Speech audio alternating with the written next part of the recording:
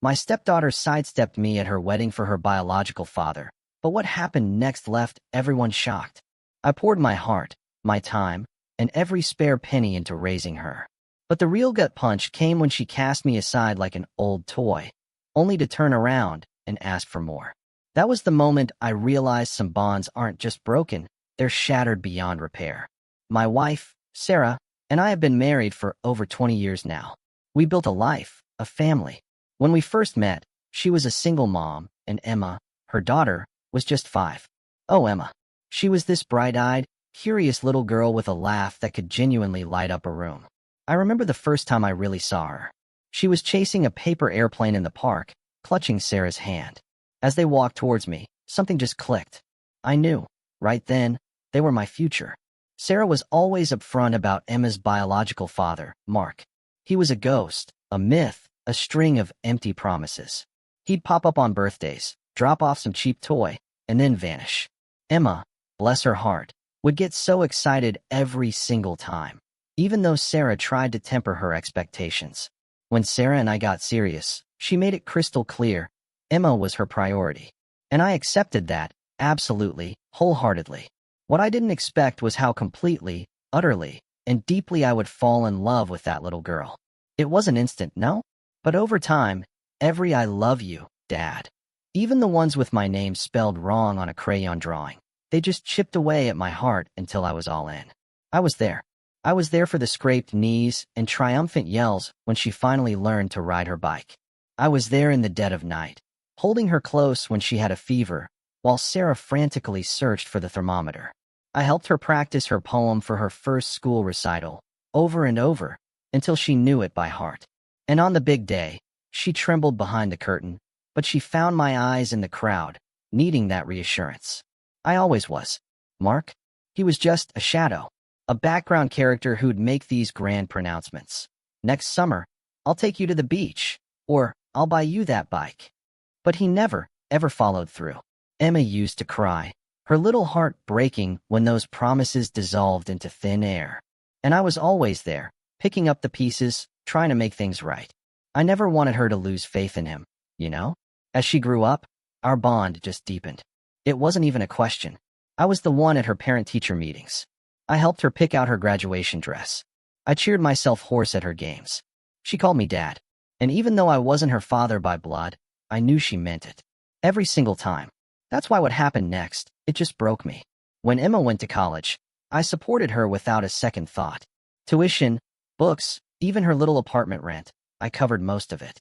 It was a huge financial sacrifice, you know? But I didn't care. I just wanted her to have every opportunity one never had. Every opportunity Mark never bothered to provide. And Mark? Still the same old story. He'd call sometimes. Your dad is proud of you, he'd say. But he never, ever contributed a dime or played any active role. Then, graduation day came. Emma ran up to me after the ceremony, tears in her eyes. "Thank you, Dad," she whispered, "for everything. I couldn't have done it without you." In that moment, every single sacrifice, every late night, every penny, it all felt completely, absolutely worth it. So, when Emma announced her wedding to Andrew, I was genuinely thrilled. Excited. I pictured walking her down the aisle, a symbolic moment, you know? A culmination of everything we'd been through, everything we'd built. I never said it out loud, but I just assumed that honor would be mine. After all, I had been there for her, every single milestone. The weeks leading up to the wedding were a whirlwind of excitement. Emma chattered about her dress, the flowers, the music, and of course, I offered my support, paying for part of the reception, contributing to her dress, covering all the little extras.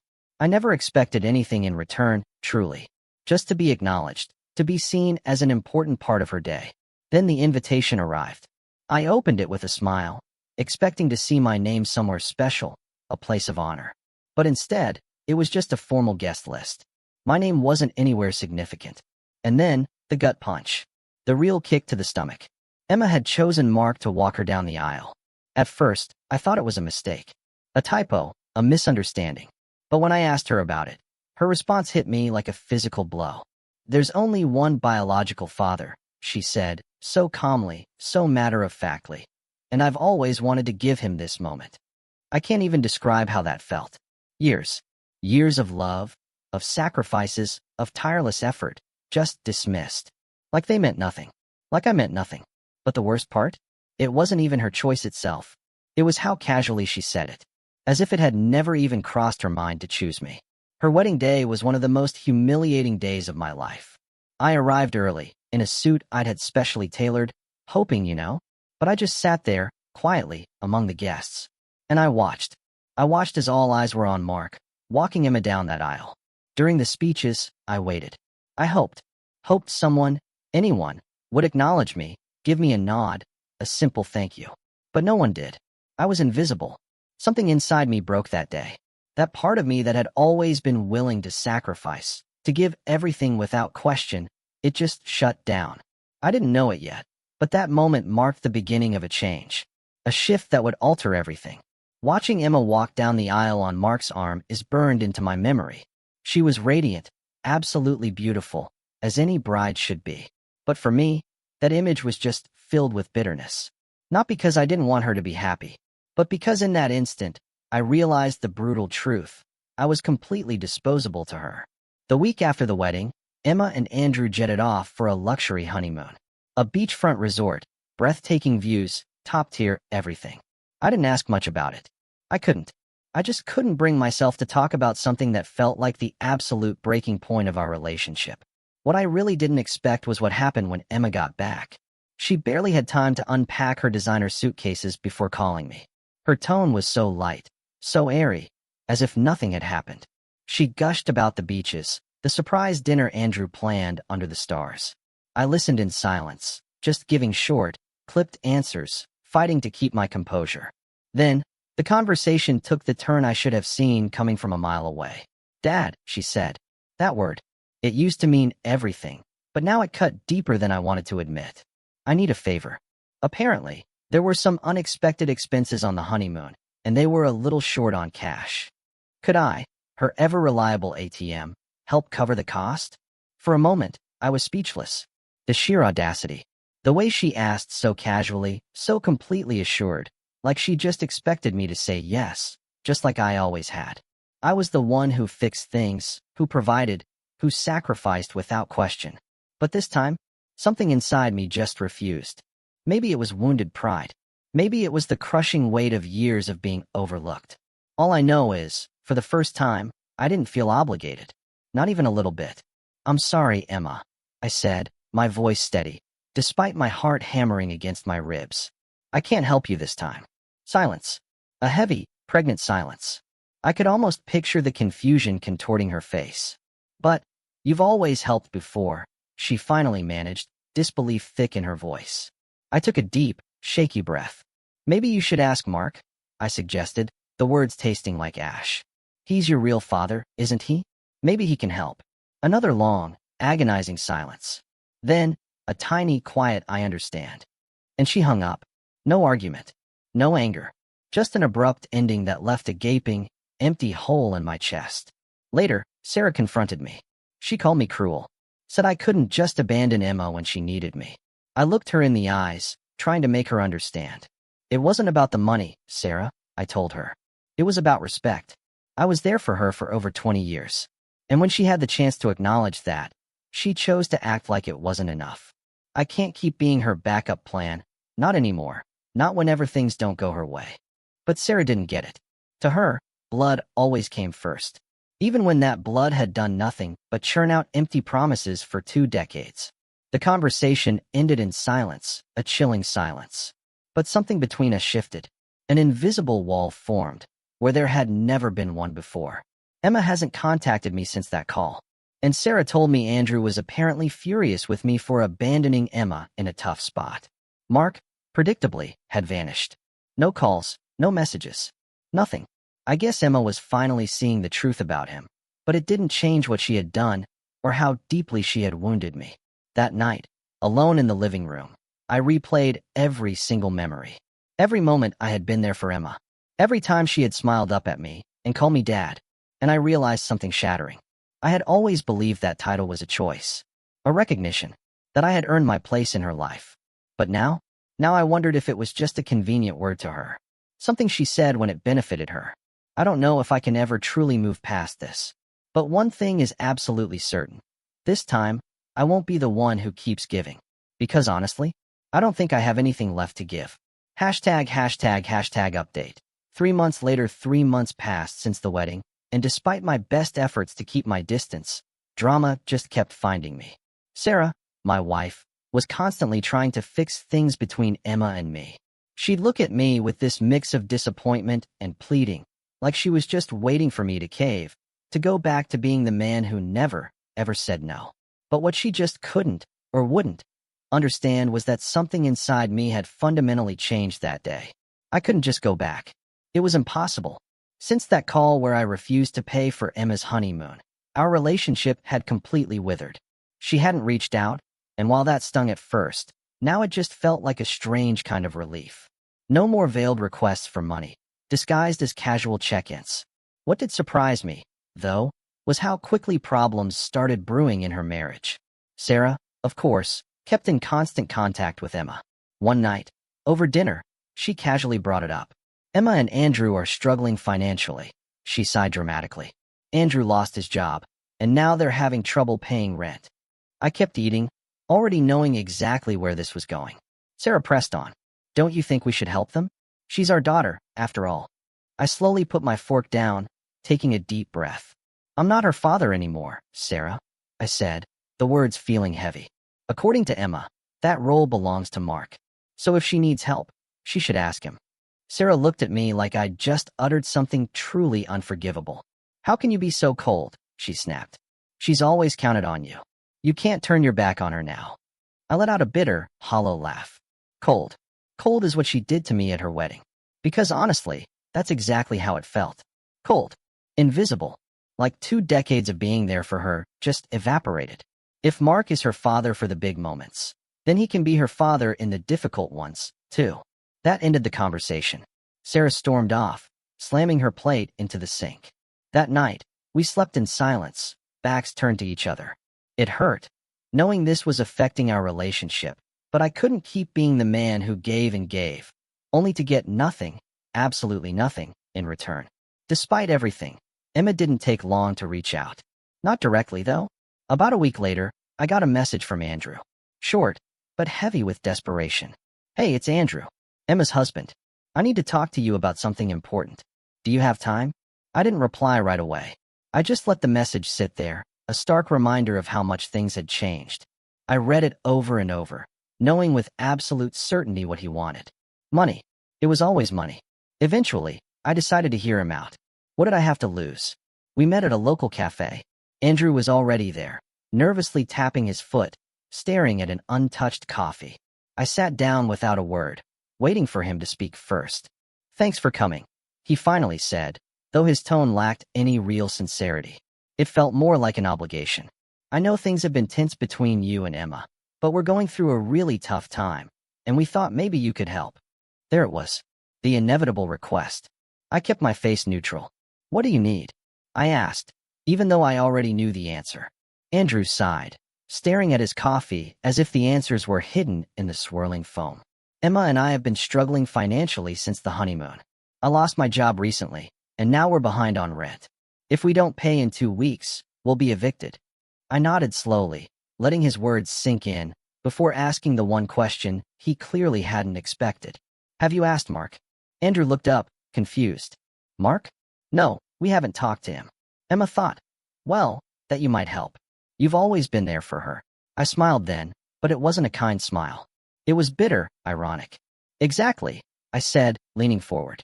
And yet, when she had to choose, she picked Mark. So no, Andrew. I won't be helping this time. Maybe it's time for Mark to finally step up. For once. Andrew tried to argue, saying it wouldn't be fair if they got evicted, that this wasn't just about Emma, but about him too. I held up a hand to stop him. This conversation is over, I said, my voice firm. I wish you both the best, but I can't keep solving your problems. I stood up, leaving him alone with his cold coffee and his frustration. When I got home, Sarah was waiting for me, as if she already knew what had happened. I didn't give her details. She didn't need them. She could tell I had refused to help. Since then, Emma and Andrew have stopped trying. Sarah is still upset, of course, though she stopped actively pushing me to give in. But something tells me this isn't over. When a castle crumbles, there's always more debris to come. Update.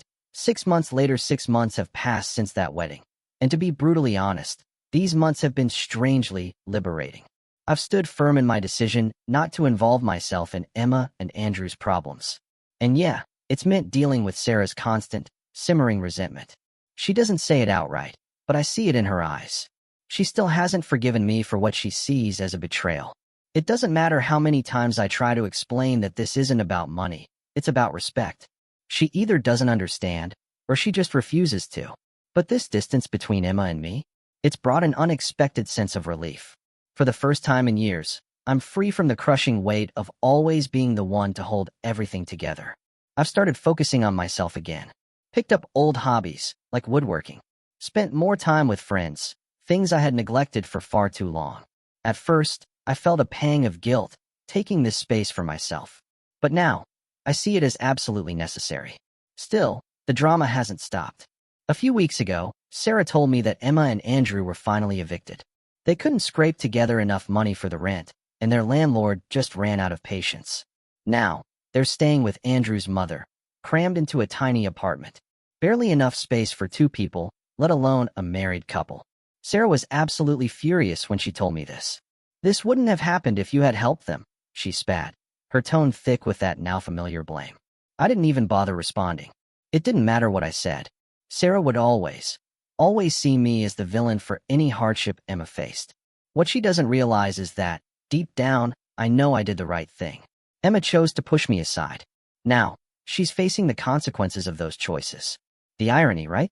According to Sarah, Mark has been completely, predictably, absent through all of this. He didn't even respond when Emma reached out for help. Not surprising, honestly. He's been unreliable his whole life. But I do find it interesting. After all the effort Emma put into placing him on that pedestal, he's nowhere to be found when she actually needs him. A few days ago, while Sarah was cooking dinner, she told me something that almost made me laugh out loud. Emma says Mark promised to help her find a new place to live, Sarah recounted, but he still hasn't followed through. He says he's waiting for his finances to stabilize. I raised an eyebrow, looking at her in utter disbelief. And Emma still believes him? I asked, not with anger, but with genuine, aching curiosity. After a lifetime of broken promises, she still believes him? Sarah just sighed, looking at me with a sadness I couldn't quite decipher. He's her father, she said simply, as if that explained everything.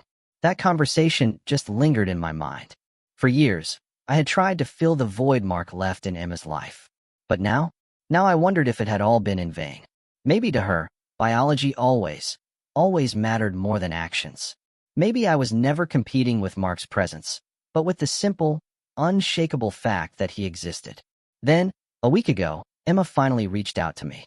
Surprisingly, it wasn't about money. She sent a message asking to meet, saying she just wanted to talk. I hesitated for a long time before replying. But in the end, curiosity, that old beast, won out. We met at a park we used to visit when she was a little girl. Emma was already there, sitting on a bench, nervously fidgeting with her hands. When I approached, she stood up and gave me a hesitant hug. It didn't feel genuine, not really, but I accepted it out of politeness. For a few minutes, we just sat in awkward, crushing silence. Then, she started talking, but not about why she had called me. Instead, she just unloaded. About how difficult it was living with Andrew's mother. The tension in her marriage. How much she missed having her own space. I listened without interrupting. I could tell she had a lot bottled up. And then, finally, she got to the point. Dad, she said. That word. It used to mean so much to me, but now it just felt hollow, empty. I know I've disappointed you. I know the wedding hurt you, and I don't think I realized how much until it was too late. I just waited, letting her continue. Inside, I was a battlefield of emotions, disbelief, a profound sadness, and a stubborn, lingering resentment. Emma took a deep breath before adding, I just want to say I'm sorry for how things turned out. I never meant to make you feel replaced. But you did, I replied, calmly but firmly. And not just at the wedding, Emma. Every time you ignored everything I did for you. Every time you chose to see Mark as something he never was. You say you didn't want me to feel replaced, but honestly, I don't think I was ever in that place to begin with. Emma looked down, visibly shaken by my words. Maybe she had expected me to simply accept her apology, to just return to how things used to be. But that wasn't possible anymore. Some things, once broken, just can't be repaired. The conversation ended shortly after. As we said goodbye, she told me she hoped we could rebuild our relationship, given time. I didn't respond. Not because I didn't want it to happen, but because I wasn't sure it was even possible. Emma didn't just break my heart. She shattered something much, much deeper, my trust in her. ###update. 1 year later, okay. This is where it gets complicated. I did something neither Sarah nor Emma will ever forgive me for. And honestly, I don't even know if I should ask for forgiveness. For the past year since that wedding, my relationship with Sarah has just crumbled. Beyond anything I ever thought possible. What started as emotional distance spiraled into an unbridgeable chasm. The love, the bond, even the simple respect we once shared, it just felt gone. We still share a house, but it's no longer a life. There's been no intimacy since the wedding. At first, I tried to convince myself it was temporary, just stress. But as the months dragged on, I realized Sarah wasn't just upset. She was resentful. She blamed me for Emma's suffering, and that resentment seeped into every single corner of our marriage. The nights we once spent talking or watching movies together were now just filled with this suffocating silence. Every time I tried to reach out, she pulled away, building an even higher wall between us. And in the middle of that emptiness, someone else entered my life, Sophie, Sarah's best friend. She'd always been around, you know? The fun aunt to Emma, always bringing extravagant gifts and telling hilarious stories. But after the wedding, something changed. She started calling more, checking in on me. At first, I thought she was trying to help fix things between Sarah and me. But over time, I realized it was more than that. Sophie was the only person who truly listened. She told me what no one else had dared to say, that I was right, that my feelings were valid, that I had been treated unfairly, that Sarah was being unfair to me. Our conversations became something I desperately looked forward to. She didn't see me as the villain in this story. I won't say this was planned, because it absolutely wasn't. It just happened, like a river finding a new path when its old one dries up. One night, after another long, soul-bearing talk, we sat in silence, just looking at each other. We had talked about everything. How invisible I felt in my own home, how cold Sarah had become, how my entire life felt like it was falling apart. Then, out of nowhere, Sophie took my hand, and she said something that left me completely speechless. "You deserve to be happy," she whispered, "and they aren't letting you." I don't know what it was. Her voice, the way she looked at me, the sheer raw vulnerability of the moment. But the next thing I knew, I was kissing her, and she didn't pull away. That night, I didn't go home. I spent the hours with Sophie, talking, laughing, letting months, years, of repressed emotions finally surface. For the first time in a very long time, I felt seen. I felt wanted. More importantly, I felt understood. I know what I'm doing is wrong. Deep down, I know it. But I don't regret it. Sophie has become my escape. Someone who truly sees me. I found with her what I had utterly lost with Sarah: connection. Sarah suspects something. I see it in her eyes when I come home late, or when I step out to answer a message. But she hasn't confronted me. Sophie struggles with guilt too. I know she does. Yet, neither of us regret what we've done. I know this can't last. When Sarah finds out, there'll be no turning back.